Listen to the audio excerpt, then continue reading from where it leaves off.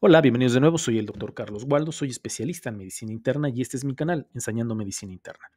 El de hoy toca subir un video de actualización médica en donde reviso algún artículo de interés, algún artículo que a mi parecer es interesante o algunas guías nuevas o que hayan sufrido algún tipo de modificación reciente. Trato de hacer un resumen lo mejor que sea posible para presentarles a ustedes los resultados y dejarles las conclusiones a su mejor consideración.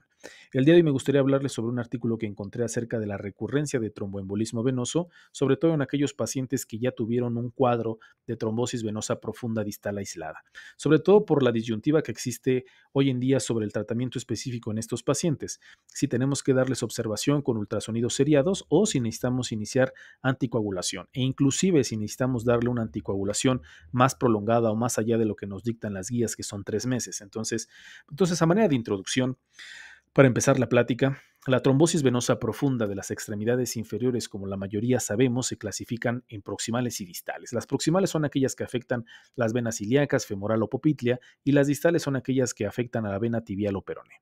La trombosis venosa profunda distal aislada, específicamente esta, se refiere tanto a la trombosis aislada de la vena del músculo de la pantorrilla como a la trombosis venosa profunda de la pantorrilla. Y es una cuestión con la que nos vamos a enfrentar muchas veces en la consulta o en la hospitalización, porque es del 30 al 50% de todas las trombosis venosas profundas van a ser de estas características. Entonces, casi la mitad de los pacientes van a tener este problema. Entonces, existen todavía algunos debates acerca si debe observarse sin tratamiento o si se necesita iniciar anticoagulación. Las guías internacionales son un poco contradictorias con respecto al tratamiento anticoagulante o si se debe de realizar estos ultrasonidos de comprensión repetida, sobre todo nada más para vigilancia. Entonces, eso es lo que nos dictan, pues más o menos y actualmente las guías. Las guías del CHEST en específico, estas guías que les estoy poniendo en la diapositiva, que son la de terapia antitrombótica para tromboembolismo venoso, nos dice que los pacientes que reciben anticoagulación para la trombosis venosa profunda de la extremidad inferior, es decir, trombosis venosa en la pantorrilla, se recomienda un ciclo por lo menos de 3 meses. Son las guías del CHEST del 2021, así se las pongo tal cual viene en las guías. En pacientes con tromboembolismo venoso agudo que no tienen ninguna contraindicación, recomendamos el tratamiento a 3 meses, es decir, la fase de tratamiento con anticoagulación. Es una recomendación fuerte con una calidad de evidencia moderada. Entonces, estas son las recomendaciones que actualmente nos encontramos con aquellos pacientes que tienen tromboembolismo, trombosis venosa profunda.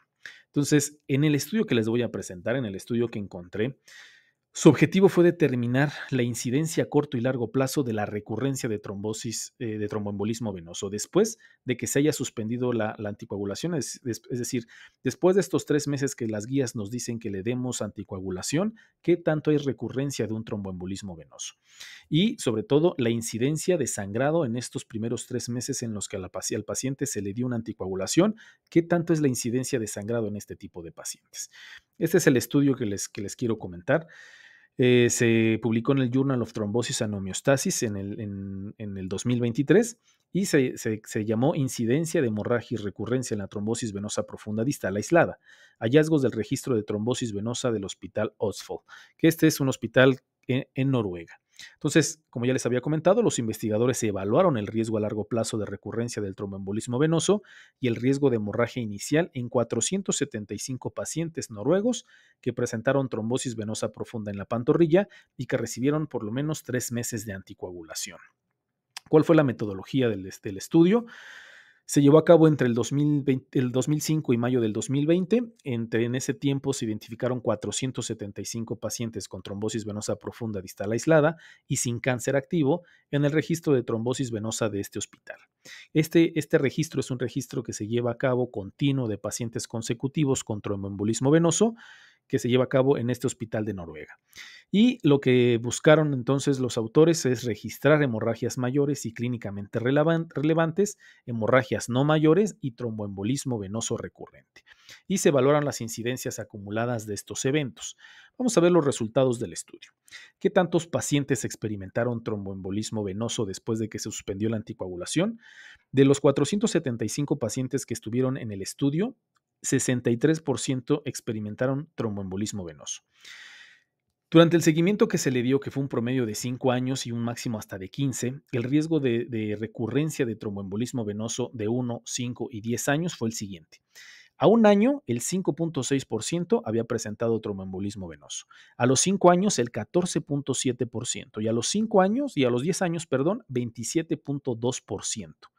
Casi 2/3 de las recurrencias fueron embolia pulmonar o tromboembolia o trombosis venosa profunda proximal, es decir, de todos los eventos de tromboembolismo venoso, casi la tercera parte fueron tromboembolismo venoso, pues bastante importante, como es la embolia pulmonar o trombosis venosa profunda proximal, que son dos de las trombosis que más nos podemos llegar a preocupar por la gravedad en la que puede presentarse el paciente. Entonces, del total de 63 participantes experimentaron tromboembolismo venoso recurrente después del cese de la anticoagulación y los eventos recurrentes consistieron en el 18 pacientes de estos 63, 18, es decir, el 28.6% fue embolismo pulmonar y el 33% en la tabla, no sé por qué ponen 52.5%, si 21 de 63 es el 33%, pero bueno, fueron 21 pacientes o el 33.3% sufrieron trombosis venosa profunda proximal, es decir, dos de las trombosis que más nos preocupan a nosotros como médicos, pues bueno, estas fueron las recurrencias. Casi una tercera parte de los pacientes tuvieron este tipo de trombosis o este tipo de recurrencia que pues es bastante delicado el asunto. Ahora, de los pacientes que se metieron al grupo, se metieron al estudio, los dividieron en dos tipos. Pacientes que tuvieron trombosis venosa profunda distal provocada y en aquellos pacientes que tuvieron esta trombosis no provocada. ¿A qué se referían con provocada y no provocada? Pues bueno, los factores de riesgo mayores era cirugía, traumatismo o inmovilización en las últimas 12 semanas, uso de anticonceptivos que contienen estrógenos, terapia de reemplazo hormonal, embarazo y o puerperio y o vuelo de larga distancia de más de 4 horas en las últimas 12 semanas. Los anticonceptivos que contienen estrógenos también incluyen el uso de anillos vaginales, ya que algunos estudios han indicado que el uso de anillos vaginales podría estar asociado con el riesgo de tromboembolismo venoso. Si el paciente tenía uno o más de estos factores, se consideraba que era una trombosis venosa profunda distal aislada provocada. Y si el paciente no tenía ninguno de los factores provocadores, se consideraba que era una trombosis venosa profunda distal aislada no provocada. Entonces, de los pacientes que metieron al estudio, ¿cuáles eran más frecuentes que presentaran recurrencia? ¿Los que tenían una trombosis provocada o los que tenían una trombosis no provocada? Pues bueno, estos fueron los resultados. La trombosis venosa profunda de pantorrilla no provocada, en comparaciones con las provocadas, se asoció con una tasa más alta de tromboembolismo venoso recurrente. Como pueden ver, a los 10 años, aquellos pacientes que habían iniciado con una trombosis venosa profunda distal aislada no provocada, tuvieron una recurrencia del 40% a los 10 años, bastante elevada, en comparación del 20% de aquellos que tuvieron la trombosis provocada, con estos factores que ya les comenté. Pero dentro de estos grupos se hizo un subgrupo de los pacientes con trombosis provocada. Los pacientes se dividieron en factores de riesgo mayores, como eran cirugía, traumatismo o inmovilización en las últimas 2 semanas, y en otro grupo que eran factores de riesgo menores o provocadores menores.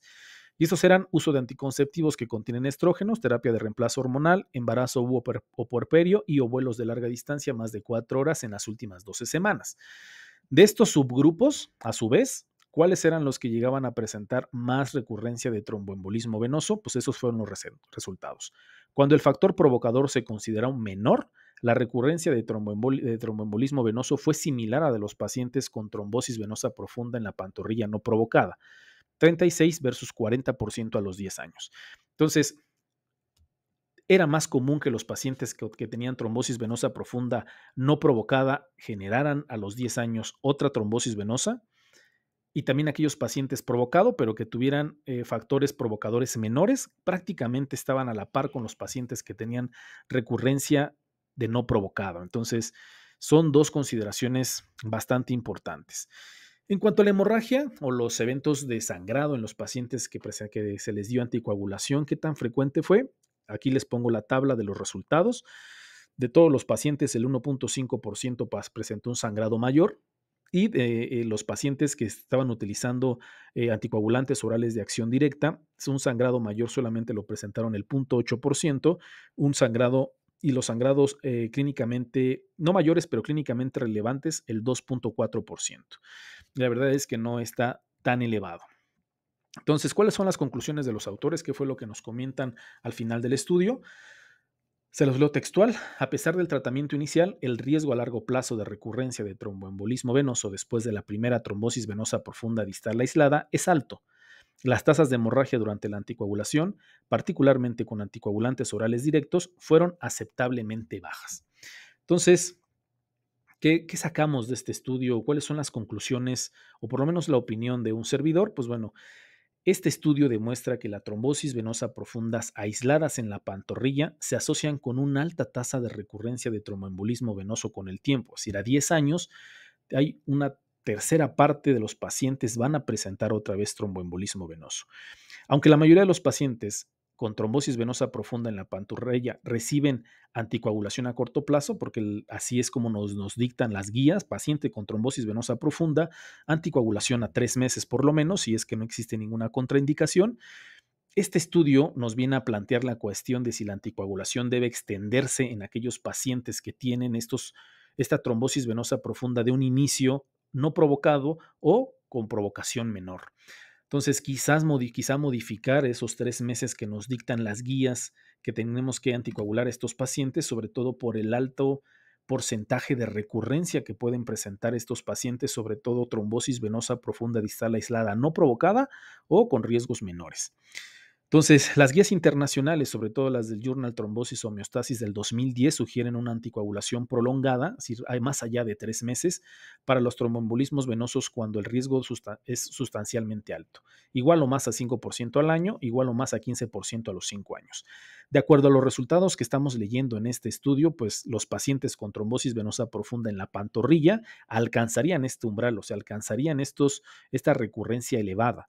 Entonces, los pacientes y los médicos necesitarán equilibrar el beneficio potencial con el riesgo de hemorragia acumulativo durante la anticoagulación prolongada.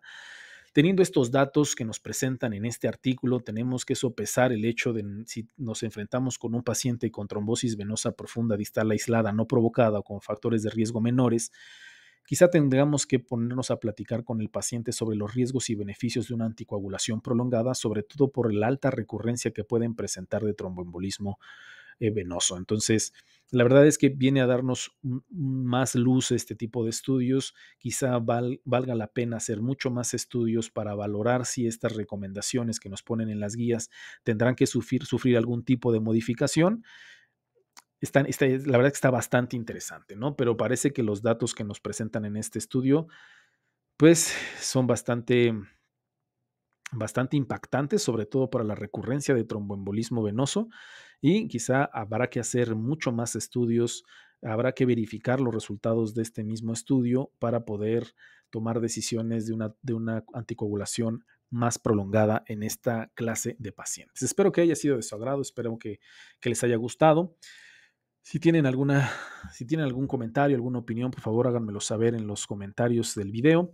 Eh, si no me siguen, síganme, suscríbanse, denle like. Esto me ayuda a que le llegue a muchas más personas. Si creen que este tipo de artículo puede llegar a servirle a algún colega médico, algún médico en formación, por favor háganselo llegar. Y pues nada, que tengan un bonito día y una excelente semana.